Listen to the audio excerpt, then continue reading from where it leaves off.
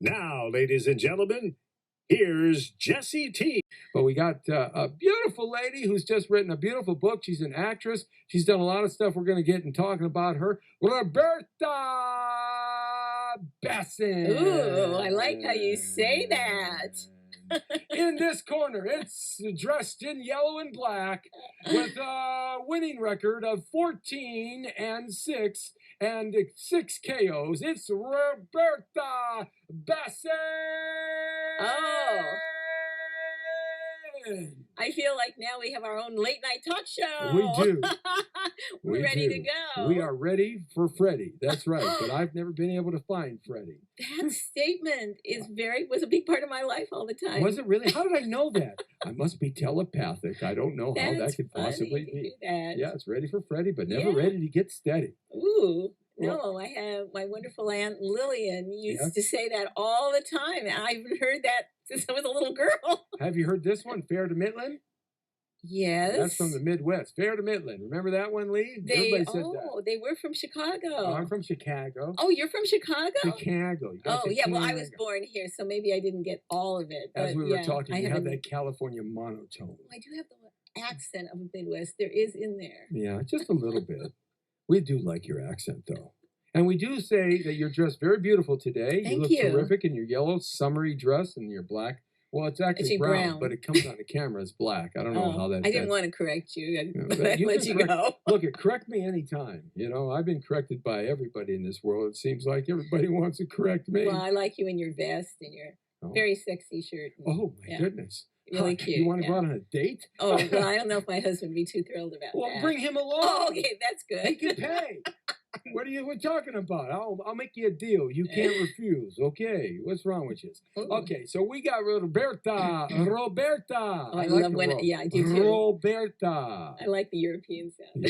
Yes. Roberta. Very good. We've got her here because she has a terrific book that she just published and has just written, and it's terrific. Now, if you recall, just a couple of weeks ago, I think it was, maybe about 2 or 3 weeks ago, they released a photograph, a black and white photograph, which was really kind of sketchy, but they made it out just enough that was Amelia Earhart and her co-pilot sitting on some dock. I thought it was going to be like sitting on the dock of the bay.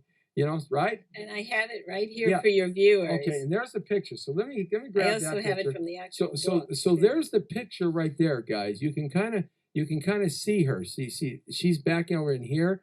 And you remember that picture. It was all over the news. It was on every newspaper and everything. Right. Amelia Earhart, and this picture was something that no one has ever seen before. Right. And that's the beauty for our Instagram audience right there. You can check it out too as well. We're going to talk about this picture real quickly here because this was the first time that anybody captured her photograph after the so-called accident. Now, let me set this up because Roberta has written a book, and here's the book. It's Amelia Earhart, Me and Our Friends, Journaling the Journey. Now, check this book out. Is this beautiful or what? It's just this is Amelia right here. These are Amelia, and this is a plane that she flew at one time. And this talks all about Roberta's research into Amelia Earhart. Now, I have a particular interest in this, and I'll tell you why.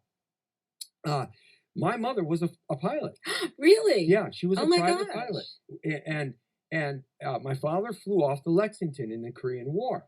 Okay? The Lexington, USS Lexington. The USS Lexington was one of the ships that was on the search for her when she disappeared. Look at my gosh. Come on now. You know, Jessie T. It's me, Jessie T. What can I tell you? Now, here's the interesting thing. When my mom got her license in the early 1960s, it was so odd that a woman would have her private pilot license. In fact, her instructor, who was an old-timer, gravelly old-timer, he had never instructed a woman to become a private pilot before. That was his first time. Really? And he'd been a flyer since the Wright brothers. I mean, this guy was old at the time. And it was a big thing that my mom could fly planes. And then she eventually got her twin engine ticket as well. So we always talked about Amelia Earhart when I was a little boy. Oh, my goodness. And she was a fan of Amelia Earhart. And so in our family library, she had 2 or 3 books about Amelia Earhart, and that was always an intriguing story for my mother. So she related to that. Oh so my when, goodness. So when it was suggested that I interview you about your terrific book here, oh my gosh, Amelia Earhart, me and our friends, journaling the journey, and written by Roberta Bassin. Yes. And it's a bestseller. Look at that. I like that. I like the bestseller. Yes, very much. And it's a terrific book, and there's some great pictures and information in here. I had to have you in because there's a lot of great things to talk about. So how did you get involved in writing this terrific book? I mean, you're an actress, and you've done a lot of things in the media, Right. but writing this book about this particular person, how did you come about doing that? Well, as we know, Amelia Earhart was ahead of her time. That's always fascinating. She was a visionary, and she was extremely courageous. I've always been interested in women's issues. I was drawn to her. I can't tell you exactly really why. I was in a group repertory theater. This was over 25 years ago. And we picked a subject to write a play about. For some reason, I picked Amelia Earhart.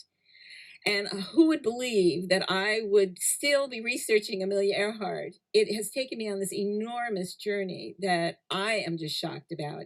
And it has allowed me to meet people, famous, not so famous, that are connected with aviation, record setters. I met Bobby Trout, who was her actual competitor when I did the first time I did the play, which I did at the Santa Monica Museum of Flying. And that was the day, really. That's a great museum, by the way. I've been there. Yeah. Well, that was the first one. Now they have a new one that they moved to. But the first one, when I did the play, I did it for Women's History Month, and I did it every weekend for a month. And in that amount of time, I met Bobby Trout. I met Gabrielle Brezhnik, who was the wife of Albert Brezhnik, who was Amelia's photographer. Wow. We became very close friends. What stories did they tell you? She was just very close friends, and you know, she's since passed, and it just hurts me so much because we really got to know each other well. We went to the 99s. The 99s had me perform my play, Amelia Earhart in her own words, for their group. I met the first woman, Chinese woman flyer, who got her license at that time. So, and I met the youngest Tuskegee Airmen, all in that month, the first month that I had performed my show. And we're losing all the Tuskegee guys now. Right. He was only 15. He was very young when he was the youngest of them all. So, you know, it started me on this journey, and who would dream that, you know, that was 17 years ago, that I would still be doing the play, and that this book would evolve from that is what happened. The book evolved from the play. Now, let me tell some folks a little bit about who Amelia Earhart was, just some hot button things, and you can elaborate on some of this stuff. She was the first woman to solo fly a plane by herself. Now, we're talking the 1930s. It's not like the planes are today where you just get in and you have all these mechanics to make sure everything's perfect, and they have all the radar, and they have this was tantamount to literally walking across the desert with a canteen, okay? And hoping you can get across the Death Valley with one canteen. I mean, to fly across the Atlantic Ocean, the Titanic, the Devil's Triangle, you know, all these crazy stories of ships being lost. And she was the first woman to solo across the Atlantic Ocean way back in 1937. Well, she disappeared in 1937. Okay, so what her fame, to clarify, her initial fame was being the first woman as a passenger. As a passenger, I really emphasize that because we forget that even for a woman to be in a plane was a remarkable feat. Right. Okay. That wasn't normal. So she was the first female passenger in 1928 to go across the Atlantic.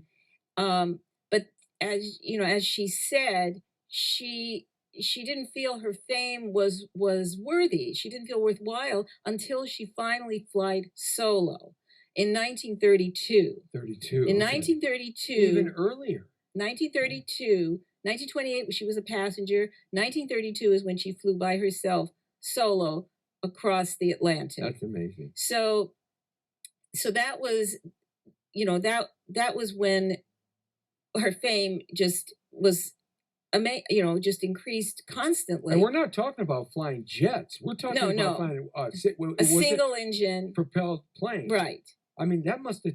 How long did that take? Do you know? It took a long time. No. Let's see. It was when she was a passenger, it was 20 hours 40 minutes. It actually was 20 hours, I believe, 43 minutes but her husband, George Palmer Putnam, was her publisher and promoter, and he felt that it would sell better. It was a better title to say 20 hours 40 minutes. Right. Which is what the Friendship flight, which was the initial flight that she as a passenger took.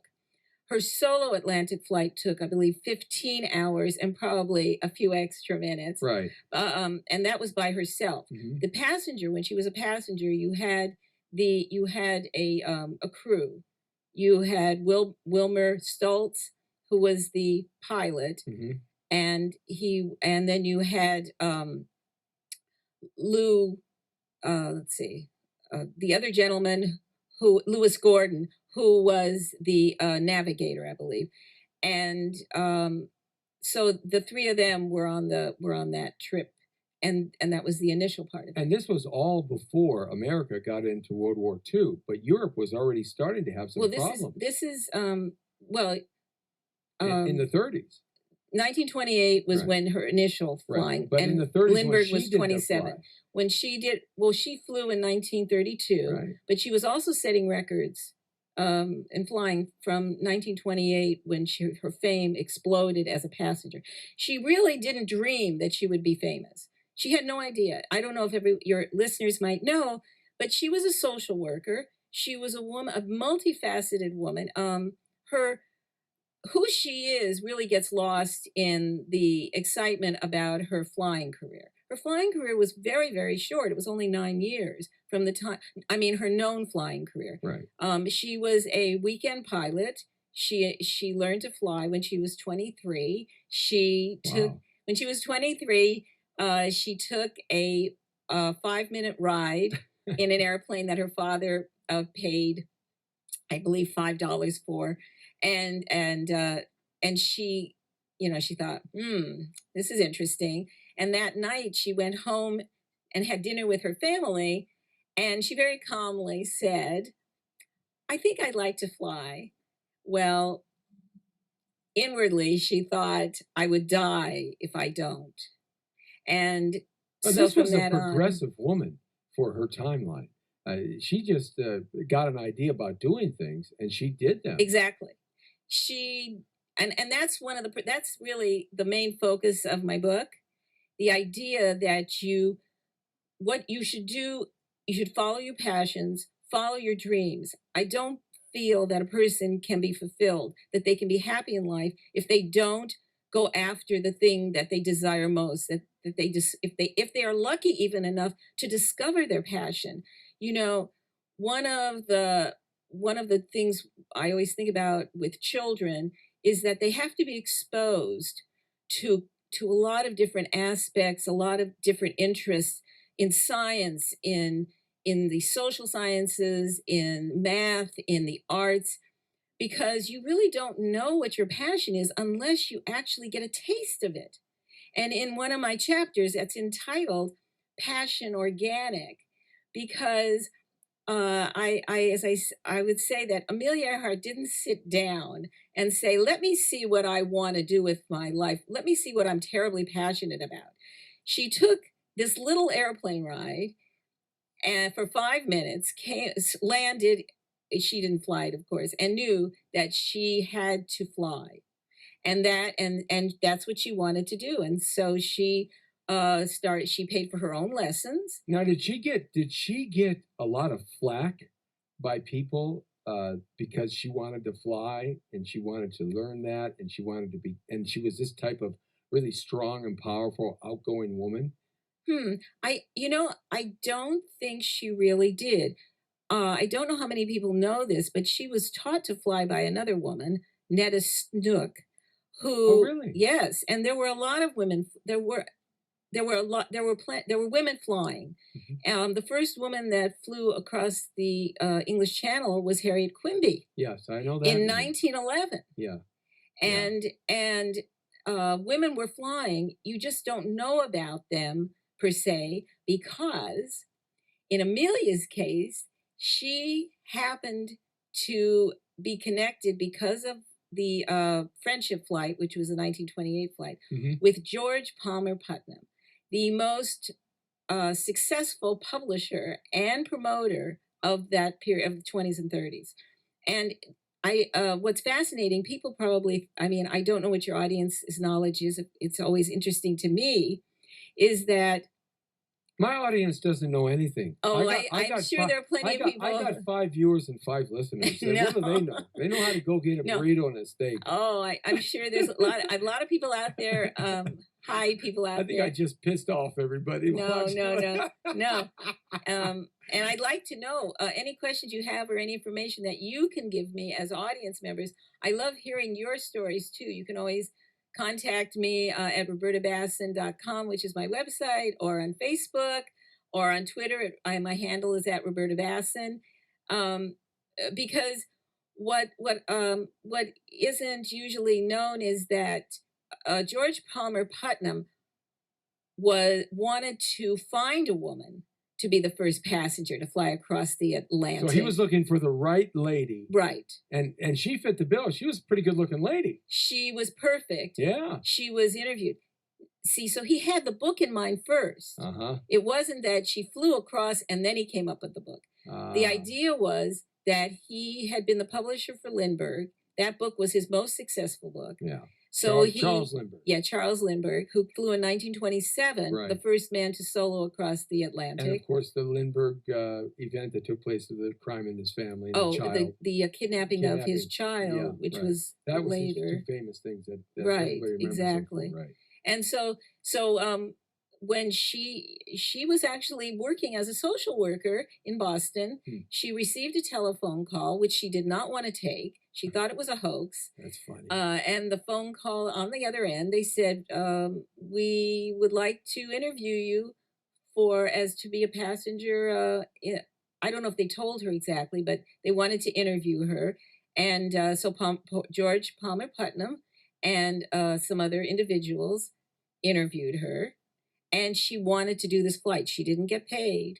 She wanted to do this flight. That's an interesting, I'm going to come back to that because that's very interesting you say that. Yeah, she didn't get paid, but she wanted to do this. So one of the statements that that one hears a lot is that she felt she had to keep a level of mediocrity because she didn't want to be too charming, because she said they might be loath to drown her. Now that meant, in the language of that time, that she would be too attractive and they wouldn't want her to get hurt, so that she couldn't get the job. But so she was very savvy about that. And she definitely is a woman of her time, understanding how to move through the bureaucracy and the politics of her era.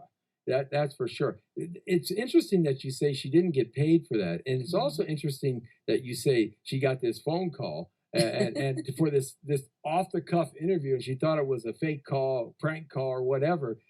We just were talking earlier before the show with somebody else, one of the great record producers of all time, Jimmy Ivan. I mean, the guy produced every major hit that you could ever imagine, from rock and roll music to rap music.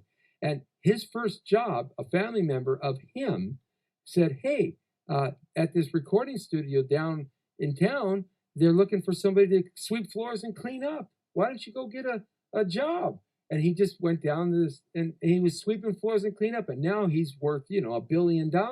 It's funny how these sequence of events in our lives that seem so inconsequential while we're doing it, but yet can be so magnificent for the person and the world, what it can turn into. And no doubt success success is sort of duplicated from generation to generation to generation, the really chemistry of success, and she had it. And yeah, it was totally unexpected. She thought that after she flew across the Atlantic, she had taken a 2-week leave. She was going back to Boston and continue being a social worker. She worked with Syrian and Chinese children, teaching them English. Right. And so she thought that was what was going to happen. And then when they landed in Buryport, Wales, on that first 1928 flight, her whole life changed. The press, people, royalty only wanted to meet her, and she kept saying, "But the boys are the ones that flew the plane. You know, it wasn't me." Right. And she was very humbled by it. And she wasn't someone who liked a lot of attention. You know, she just wanted to continue her life. And then this became amazing. Huge. Amelia Earhart, me and our friends journaling the journey of Amelia Earhart, and also built into this terrific book that Roberta has written, and it's a bestseller too. Built into the book is sort of a self-help kind of a manual talking about this terrific woman. Here's the back cover, and you can kind of see. Yeah, and that back cover shows that she was a fashion designer. Yeah, that's one of her outfits. It's amazing that it's a very rare photo, by the way. It's just amazing the gifts that she had that most people don't know about. And so this book is a book that chronicles a little bit of her story, but yet wraps it up into a help book that can motivate people and help them along. Now, you have an interesting background too, because you're an actress. I mean, you've been in a lot of things. You know, you let me see this. You've got Golden Globe.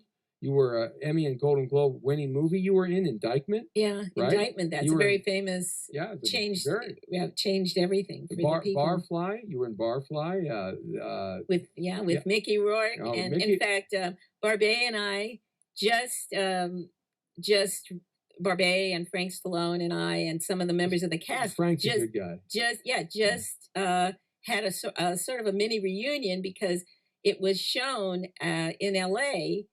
at the American Cinematheque organization. Yeah, it was very thrilling to so to be together again and see how people really enjoyed it, and people brought their young adult children to see it. They had never seen it, and it holds up. Oh, Barfly! It holds up. It's a classic. It's been a classic. So you've been on Rick Donovan, Criminal Minds, Grey's Anatomy, Major Crimes, ER, The Pretender, Crossing Jordan, and American Dreams, and the list goes on and on and on and on and on. And you have a lifetime teaching credential, I guess, with UCLA as well. Right. And you love jazz and ballet and all these things. When you say jazz, it's jazz dance. Right. I didn't know. It's jazz so dance. Are we going to dance during the show or what? Wow. That sounds great. Maestro, where's the music? Yeah. Thank you. But let's get back to the story now with Amelia. Yeah, okay. Which is really interesting. So we talked a little bit about the beginnings of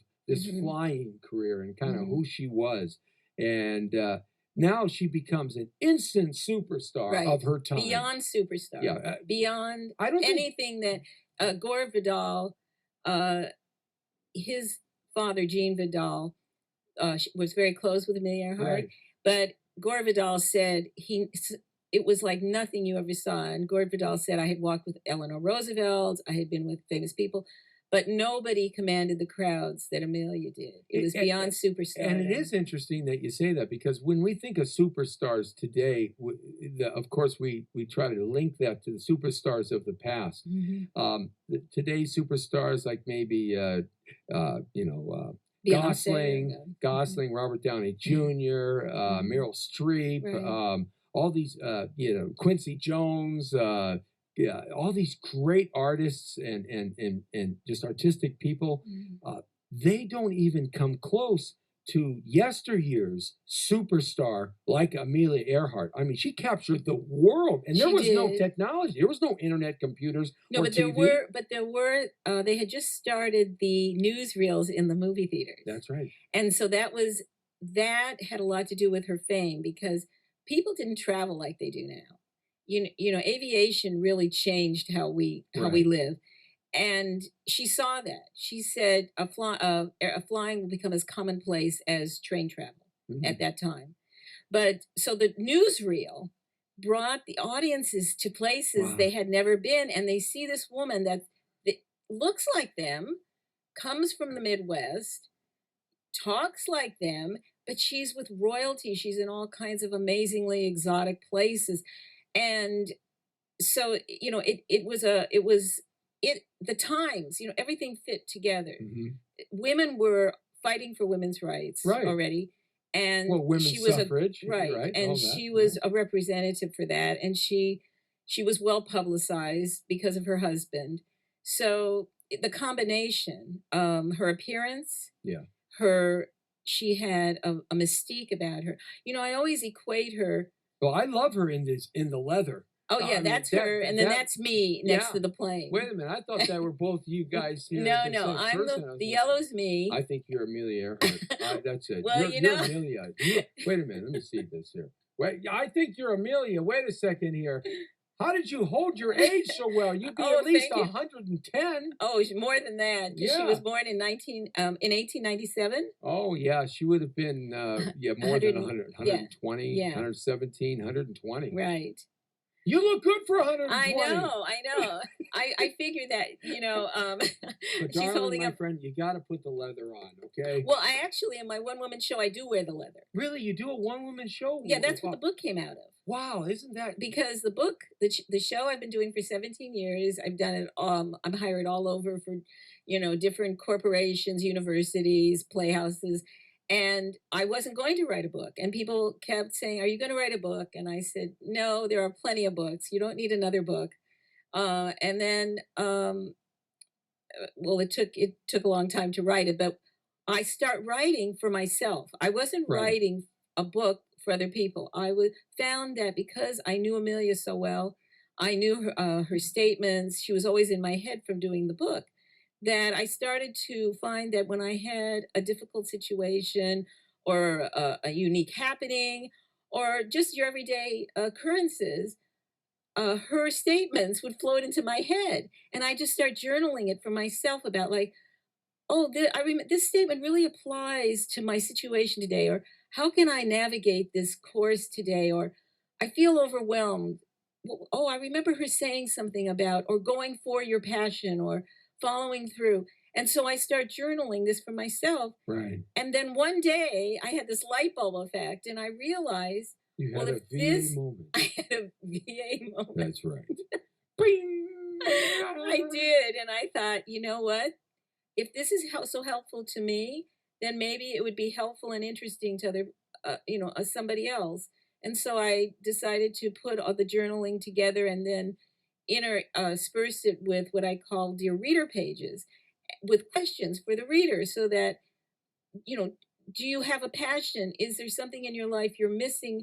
Discuss it with Amelia and me, because I'm giving you how I saw those quotations apply to my own life and see how they can maybe help you navigate your situation. And also to remind you, and I have to say this to your audience, congratulate yourselves for everything, every little thing that you accomplish or do, or just enjoying the day, or being able to really see the beauty of the sky on a pretty day, or even a stormy day, and say that you can feel it, and or anything that you feel that you want to accomplish, or that you have a family, or just that you're alive. Just to do those things and remember that about things. And I when I put the book together, and then I started to, I all the pictures, it has a plethora of photographs of places that are associated with Amelia Earhart and of Amelia Earhart's life and her journey. So let's get back to this now. She after she becomes a superstar, and she's moving with kings and potentates and queens and the celebrities of the movie industry and the politicians, and everybody wants to touch her and talk to her and have her at the party, okay? And she's continuing her flying, and now she comes out to the West Coast. Hollywood finds her, of course, and what happens now as she gets out to the West Coast in her life? Does it does it explode to the point that it becomes an issue for her, or is she still that hometown kind of girl? Well, the more famous she became, the more reserved she became. When I say reserved, I mean remote, private, more private. Right. Exactly. And I started to say a minute ago that I liken her to Princess D, or Princess Diane, because it's the same sort of trajectory. Mm-hmm. They both have a shyness, a beauty about them. They go into this completely not knowing what they're getting into. And I think at the beginning, both of them enjoy, navigating, sure, and they learn about how to navigate celebrity. But then it becomes oppressive, and it becomes like you're living in a fishbowl. And both of them, I know that Amelia said that, and we know what happened to Diana, because and there was just a special on about her I think and her she life. Was murdered. That's what I go on record with that anytime that topic comes up. She was offed by the queen and the prince, but that's a whole nother topic. Right, that's another topic. but what I meant was that their lives were both, I thought, very similar, and I think they projected a similarity in they had a approachability and a kindness about them, and a concern for mankind that and humanness. Kind of. Right. Really? Yeah. And she was fun. Yeah. But it's sometimes the more successful you become, the more reserved you become with the public. But I see that similarity in their appearance. If you see the way they present themselves, and in what happens in their life, and they both died very young. Very right. Amelia was 3 weeks shy of her 40th birthday when she passed. When she disappeared. Let me not say passed. Okay, we're going to get into that here real soon. We're going to jump into that now real quickly. But in doing the one woman play about Amelia, which I still do, which you still do, and all the original research, and every time you're on stage, something different happens. You get something more out of the words that you put together. What were some of the things that surprised you about her in your research in developing the character of her in you, and talking about her life and living her experiences on stage? What were a couple of things that you went, wow, I never thought about it like that? Well, it's interesting you put it that way. You say, I never thought about it. Each time I do the play, there's always something new. There's always new research that comes out. There's always new developments about her disappearance. But there's also the change in my status, because I get older. I change. My experiences change. Well, you're only 31, right? 28. Oh gosh, I'm so sorry. Hubby at home, I apologize. I know you're 6'10", please, because I do apologize. Thank you. But it's true. So every time I do the play, I bring to it something new, and I learn something new when I reread the material, or when I continually research it. And I think one of the things that really continually surprised me was that her femininity. People, I mean, not people, but in general, it is thought, because they see her in the typical Flyers uniform of the time, which was the jopper look. The joppers, I have a section about that, about the joppers, the leather jacket, the tie, the men's clothing that she appears to be comfortable in. She was very feminine and very much a fashionista, and she liked makeup, and she wore lipstick, and she carried a powder puff and a compact with her at all times. She designed her clothing was. She always said, I'm designing it for comfort, but it's very graceful. And she loved to dance. She danced with the Prince of Wales.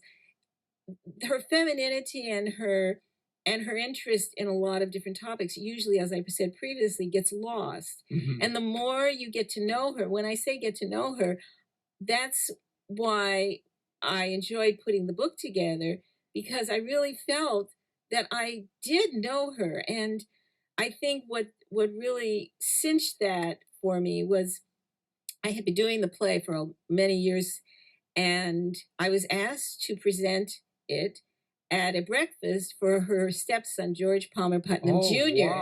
Wow. And that and an audience of high profile aviation historians. So they know the right. ticket, right? So that was, I always had wondered if I ever presented my play and the character that I had gotten to know so well of Amelia, if I ever presented and had the opportunity before people who actually knew her, and someone as George Palmer Putnam Jr., her stepson, who had interacted with her, had known her during his marriage. He was about 10 years old when they got married. Yeah, he has memories. And she disappeared 9 years later. Right. So that was one of the highlights of my acting career as Amelia Earhart. And sure enough, I did the performance. I won't lie to you that I was holding my breath. Yeah, for sure. Nervous wreck. And afterwards, George Palmer Putnam Jr. and his wife Marie both came up to me. We got to know each other very, very well after meeting at that initial time. And they said, "Your heart is in it. Amelia Earhart is part of you." Wow. And I just, even when I say that, my whole body relaxes. I know, you should see it. It's just woo, nice. Because that just meant everything to me. And that's what. And then Elgin Long, who I got to know very well, who just celebrated his 90th birthday. Happy birthday, Elgin. Happy birthday, Elgin. Elgin. Should we sing happy birthday to him? I think that his birthday will be happier if we don't. But, what, you can't sing? I can sing. I can, but... I can sing terribly off key. But anyways, he also attended that event. And he is well known as being the only man to circumnavigate the globe from pole to pole solo. And he also has a very famous book out on Amelia Earhart called Mystery Solved. Pole to pole means this way, not this way. Well, pole to pole, north-south. Yeah, north-south, just so you... But anyways, I'm plugging his book too, Mystery Solved, Amelia Earhart. Wait a minute, I'm intriguing myself here for a second. Okay, all right. Had to get that out. Thank you. Yeah. But what I was saying was that he offered to write the foreword to my book, and I'm very honored. And he is another person that I would never have met and gotten to know so well, and we've had a lot of fun adventures. And it also adds more to your ability as an actor to present a more real Amelia Earhart. Oh, exactly. Now, what happened? What happened? Now, everybody knows the story. She got in this plane, a dual engine plane. This was the Lockheed Electra. It's a beautiful plane. Yes, it's a large. It was for the time. State of the art at that time. 1937. Yeah. It was state of the art. Best of the best at that time. And she takes off. From the point where she takes off at, but then all of a sudden she just disappears, and there's so much conjecture, there's so much hearsay evidence, there's so much ideas that have come up over the decades since her disappearance as to what happened to her. Even today, like we started the show with the picture. Now, so tell us a little bit about what led up to that journey, and then kind of your thoughts about what happened. When you say led up to her leaving? Journey, leaving. Okay, so I deal with that in the book. The goal of Amelia Earhart and George Palmer Putnam, when they did this round the world flight, was once again to write a book of it. They wanted the book to be out for the Christmas sales. They had left on this. She had left on this round the world flight in May 20th, 1937. She was due to arrive back in California, Oakland, just before July 4th, or July 4th. When they were planning this. When they were planning to circumnavigate the globe at the equator, the idea was that this was supposed to be the first solo flight to circumnavigate at the equator. Okay. All the legs had been flown already. A lot of things went wrong. It was almost like everything that could go wrong did go wrong. Really? From the beginning. Initially, the reason I explain about the the whole situation about them planning and about the book, they had interviewed a navigator named Brad Washburn, which I talk about in my book, Amelia Earhart, Me and Our Friends. And Brad came out in a news article a number of years ago, and he said, well, I guess I can tell this. When he told them that they needed to put a lot of equipment on Howland Island, where she was going to land at Howland Island before she landed in Hawaii. She was going to, I believe, she was probably going to refuel. Was that about a halfway point between the two? This was on the way back. Okay. She was going to land there, and Brad Washburn said, if you land on Howland Island, which is only 1.5 miles long and about 1 mile wide, and only 2 feet above sea level. Okay. So, like he said, if you don't hit Howland, you don't hit nothing, is how he'd say it. And so he said, you need radio equipment on that island. You need to set up all these things. And GP, George Palmer Putnam, said, if we go to all that trouble, the book will not be ready. We'll need out for Christmas. Oh, don't tell me they're and pushing. She agreed with him. Wow. Now, she was not happy with any kind of radio equipment herself to use. She was an old-fashioned flyer. 5-star? Yes, they did use celestial navigation. And she also never needed radio equipment like she needed it in crossing the Atlantic. Right. Like Brad Washburn said, if you fly from America to Europe, you can't miss it. Yeah, it makes sense. But he said that Pacific is very lonely. And so, but she didn't really take that seriously. He didn't either. And Brad Washburn was not selected to be her navigator. So she originally had a team who was going to be flying with her. On her first attempt, she planned to lift off from Honolulu, and the plane swerved, and she never got off the ground, and it crashed. That was the first attempt. That was in March 20th. So that's number one thing 1937. Right. So then they had to get $50,000 additional to repair the plane. In that day? Yeah, and they got most of it from Princeton. Wow. Not Princeton, from Purdue. I'm sorry. Sorry, Princeton. Sorry, Purdue University. And that's where most of the materials now also, there are a lot of her materials are archived. Then they also, the people that were supposed to be on the plane with her, her radio man, Harry Manning, dropped out. Just a few days before they took off on the second attempt, her technical advisor, Paul Mance, dropped out.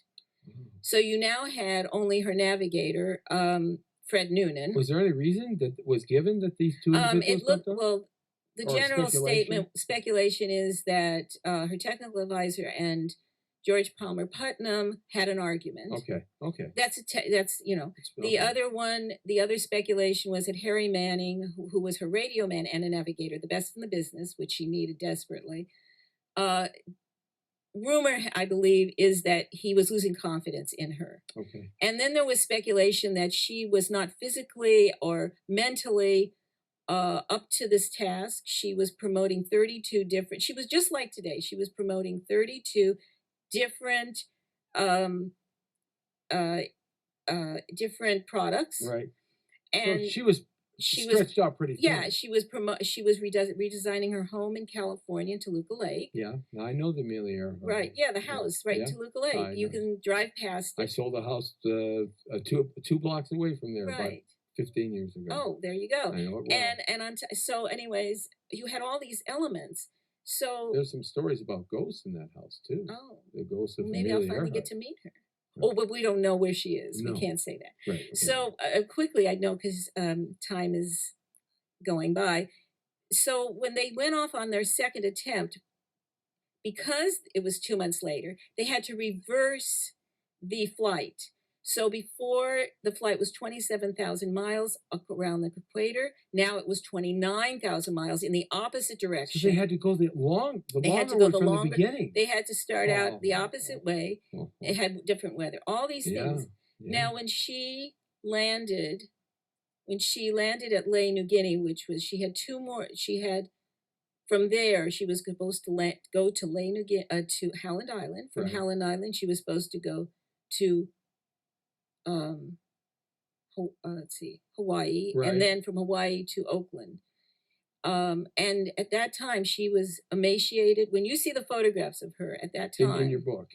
well, actually, the photographs of her just before she went to Howland are so horrific looking that it was suggested to me not to actually put them in. They are so disturbing. Was she sick? She was. She already had. She had diarrhea all the time, dysentery. Right.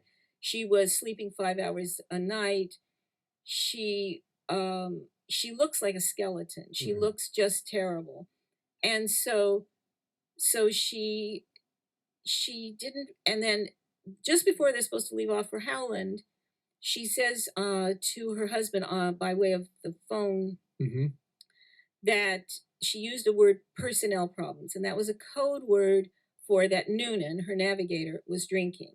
Now, there is speculation that he may not have been inebriated when they actually took off the flight. That is speculation too, that if he was drinking, I've read interviews by people who had been in the bars with him, and that there seems to have been plenty of time between the time that he drank the night before and the time they would have taken off. Right. But that again is speculation.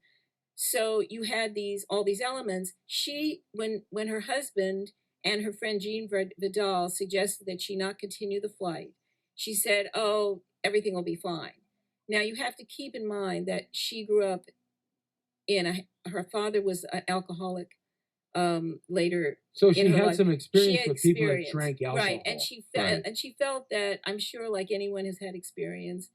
I mean, I'm imagining that she just could go forth, and she did. She made that decision. She had that experience. She knew the kind of traits that happened to different people in there. So when they took off from Howland, she just figured. I mean, they just continued. Off, right. Right.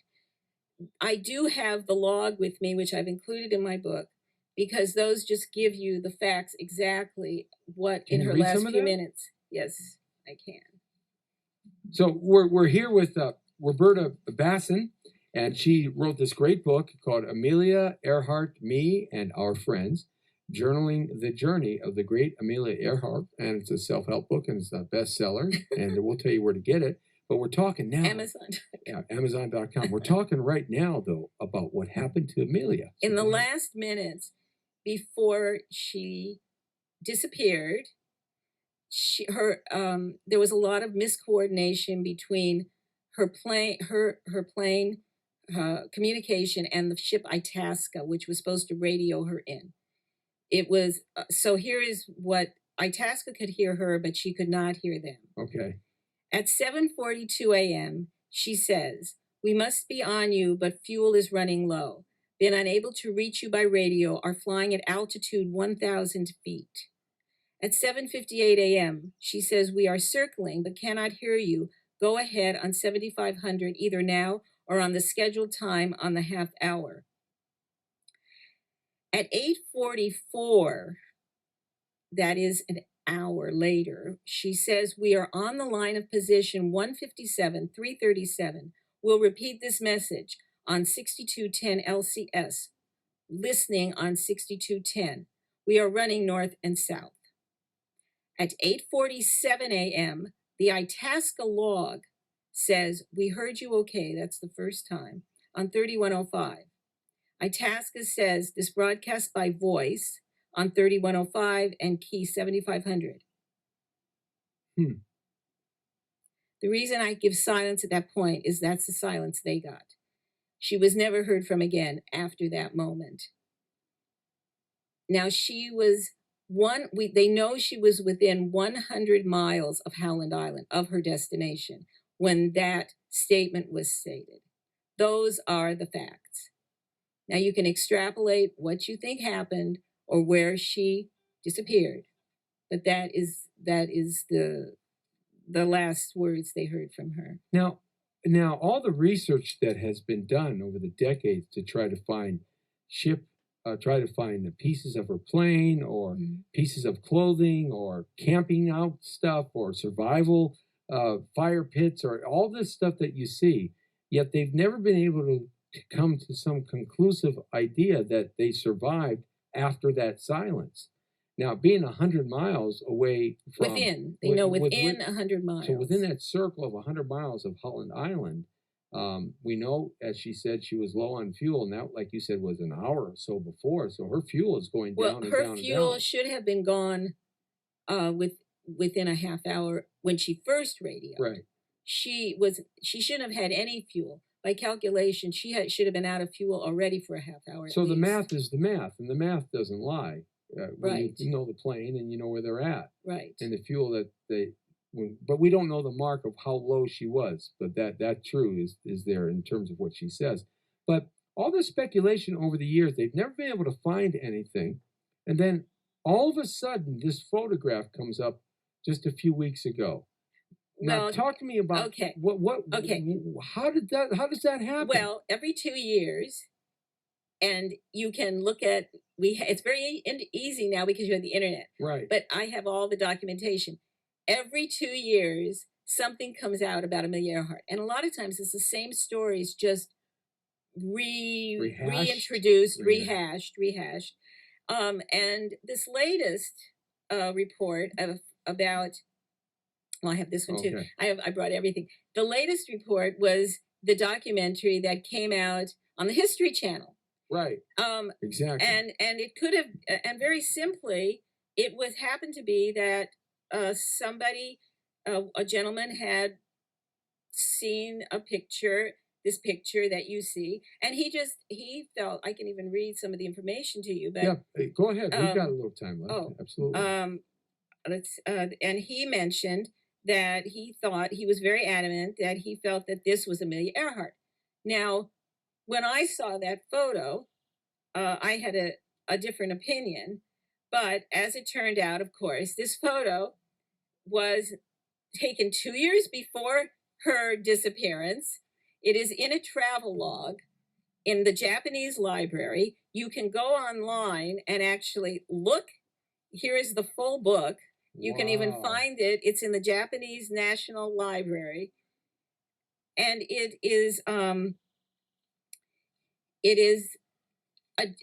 was brought out by a Japanese military history blogger who just ran some checks on this. I'm just reading this from this paper that I have.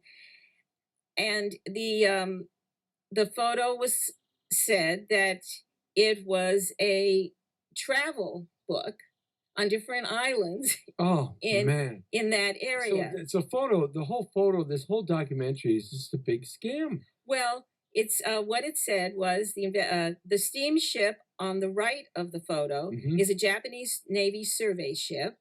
The ship participated in search missions later for Amelia and arrived at Jalut Atoll in 1937, but it also was in 1935 in that location. And this actually is a photo of a boat race. That photo that you just saw is of a boat race.